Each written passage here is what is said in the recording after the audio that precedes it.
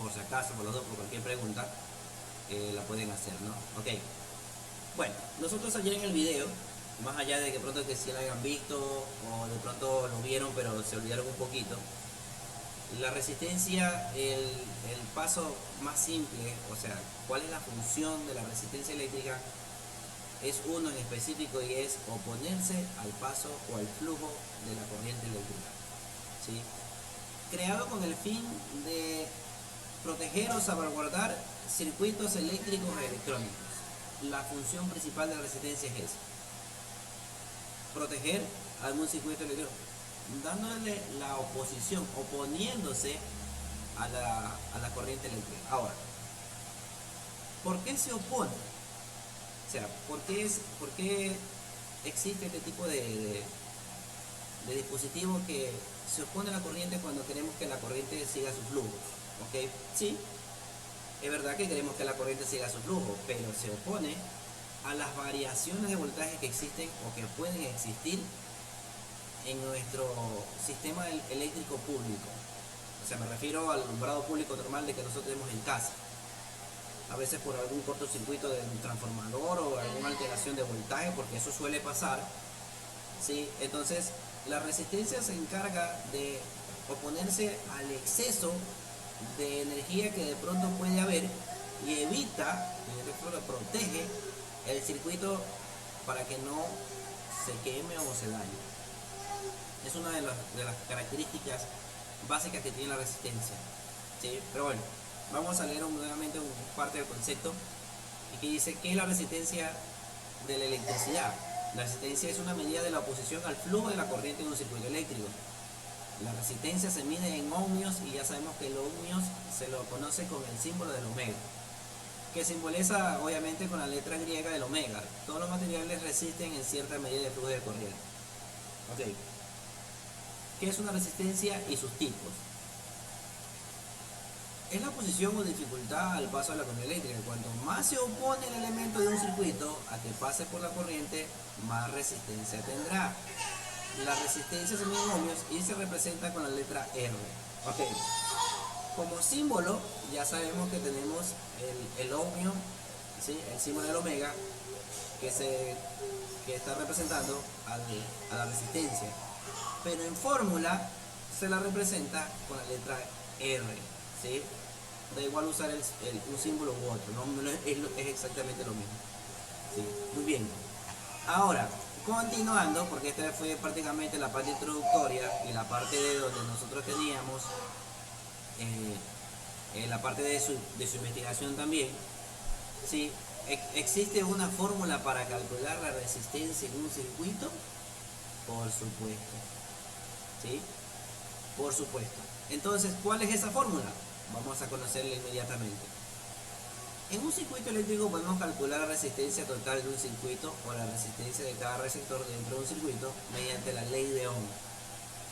Nosotros ya, si no me equivoco, anteriormente quizás hemos visto esta ley de Ohm, la cual pues permite calcular la resistencia en un circuito, ¿sí?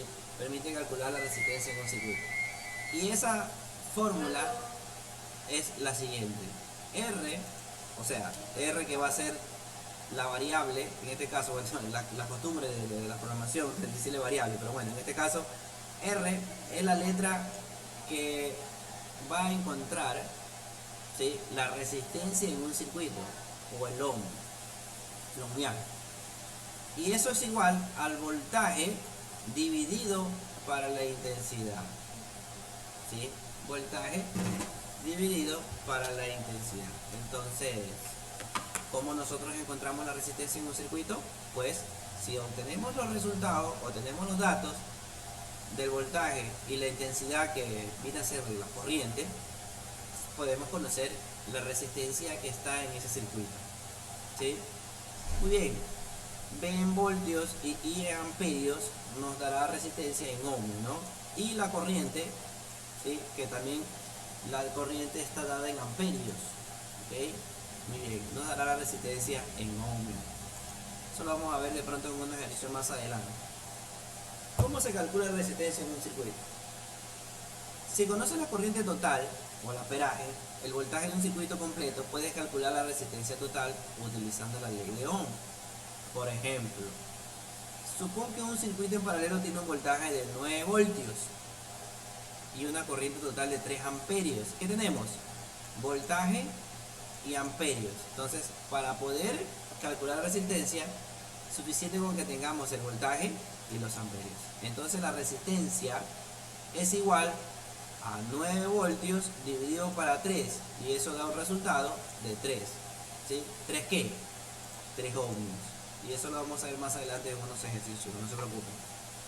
Esta imagen que ustedes ven aquí, yo voy a sacar la lupa, chicos, porque quiero hacer un pequeño acercamiento de cómo, ¿se acuerdan que yo les dije que las resistencias vienen como unas bandas, unos colores, ¿sí? Y esos colores representan algo, ¿ok? Representan algo. Entonces, si nosotros tenemos que en nuestra banda, en la primera banda, porque se lee de aquí para acá, ahora usted dirá, profe, ok, pero ¿y si la resistencia está al revés?